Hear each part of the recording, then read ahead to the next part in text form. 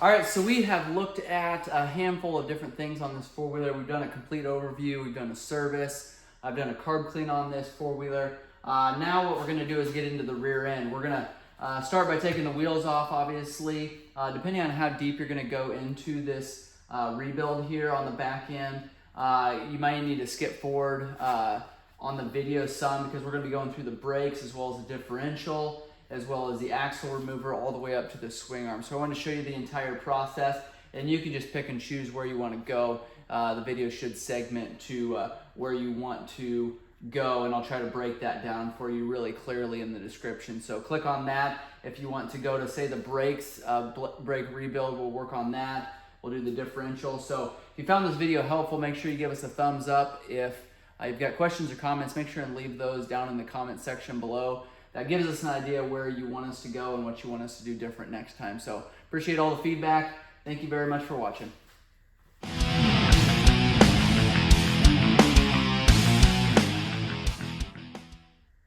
All right, first thing we're gonna do on this is jack up the back end. Now, depending on what you're doing on your four-wheeler, you may not have to put jack stands under both sides. What I'm gonna do is actually pull the wheels off first, and then I'm gonna put jack stands underneath of the axle. That's not gonna last very long because we're actually gonna pull that axle off on either side. We're also gonna do the brakes, but putting jack stands underneath the axle carrier, and I'll show you where we do that here in a little bit, but that definitely gives you enough security from that four-wheeler falling side to side once you get these wheels off. So right now the wheels are kind of supporting everything. We're gonna zip these wheels off, 17mm lug nut. Okay. Once we get those lug nuts off, then obviously we can just take the wheels off.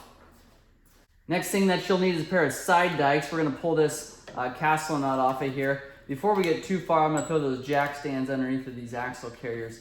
That way our four-wheeler doesn't fall off the jack. You can just straighten those pins up and then pull this out. So I just grab a hold of it, obviously not pinching too hard so it doesn't break that cotter pin there. And we won't reuse those. We'll get another one, get a new one, but if you break it, it just sometimes can be more difficult to get it out of there. So if you need to just use a regular pair of pliers so you don't accidentally snip it off, that is just fine as well. Okay, we're gonna grab 2 jack stands. We're gonna put one on either side. All right, we're not gonna move that jack too terrible far because we are gonna have to jack it up again here in a little bit. Now this one happened to be loose, so that's not a great sign. As you can see here, a little bit of wobble there. Not uncommon for these machines. So you can see there we've got a complete bearing out. There's the inner race, the hub. Hub isn't bad, but the splines are shot. So this, I was afraid this was gonna be grooved. There's our problem right there, is those splines. Our axle actually looks like it's in good condition. I'm gonna wait to get it completely out before we assess the damage completely. We're gonna pull this differential skid plate. That takes a 12mm. I just be careful when I pull mine off that I don't drop it because then you got dirt everywhere to start the project. So there it is there, full of dirt. We're gonna dump this out. Four-wheeler just lost about 10 pounds when we pull all that dirt off of there. Going over to the brake side now. I'm gonna let you know right off the bat, this is gonna be a difficult one to do here. This brake is actually stuck.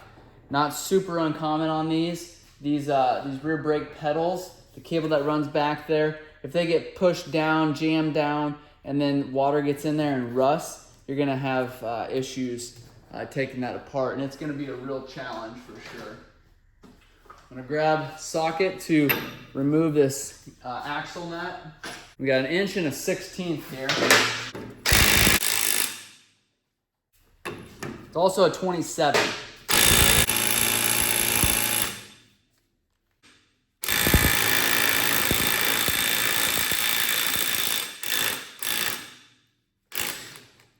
So it's interesting.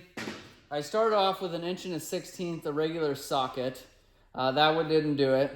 Didn't even budget.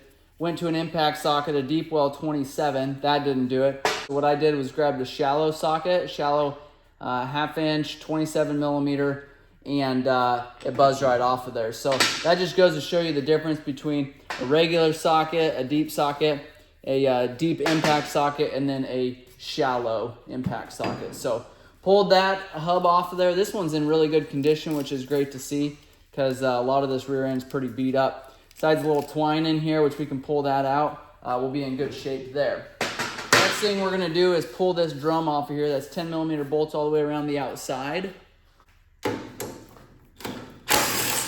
This is gonna be a drum cover.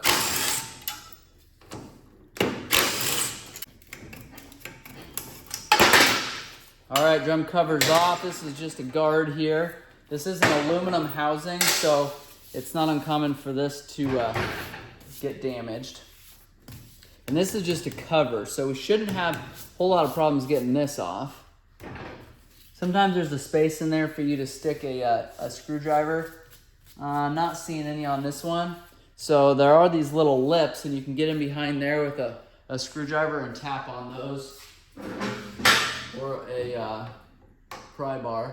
And you don't want to tap hard. Again, this is aluminum.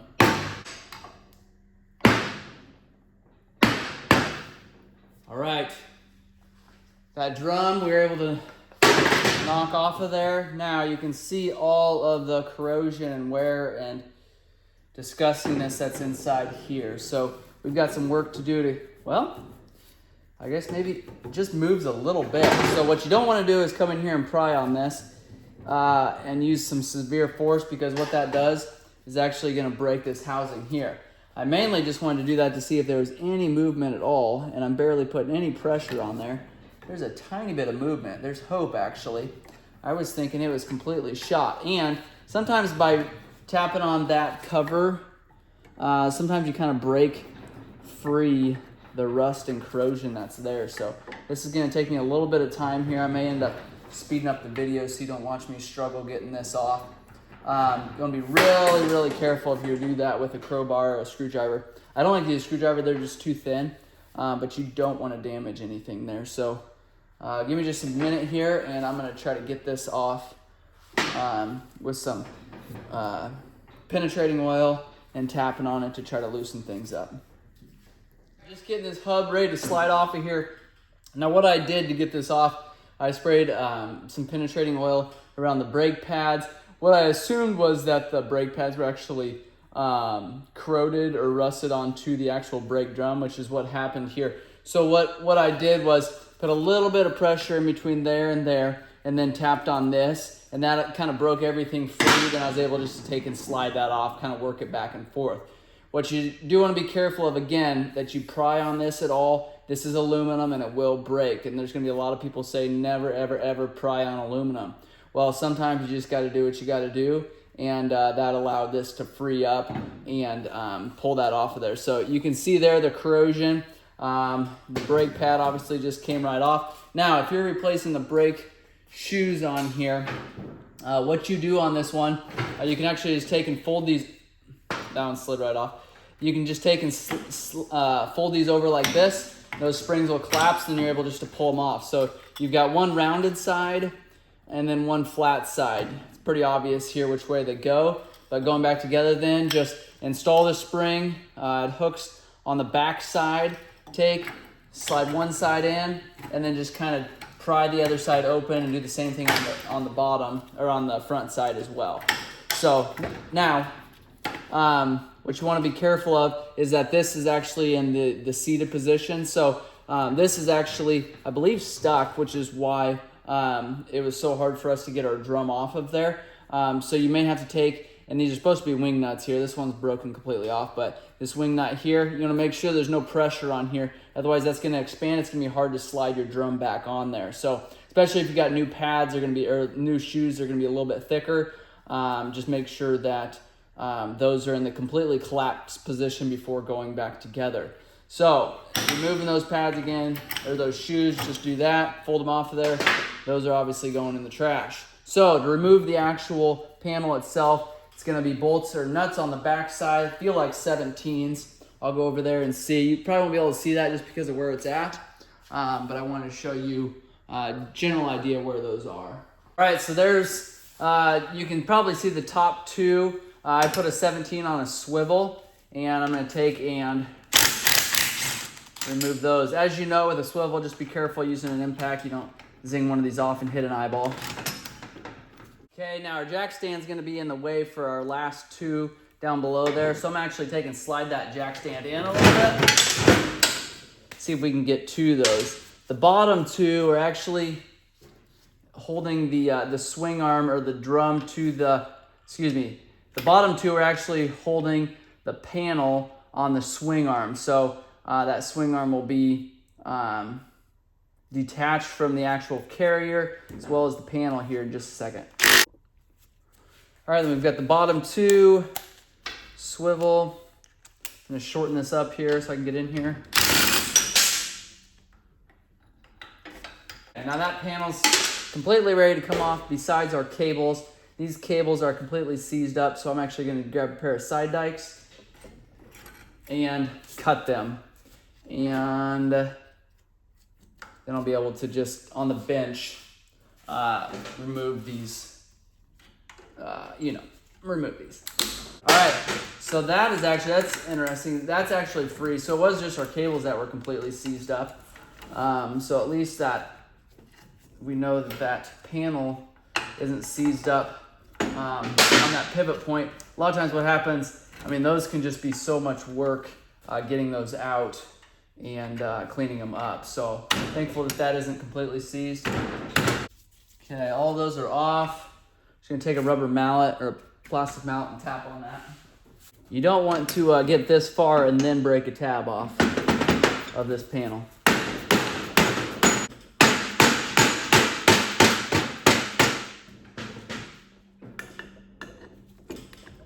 Got a hose here I'm gonna pull off. This is just a vent hose.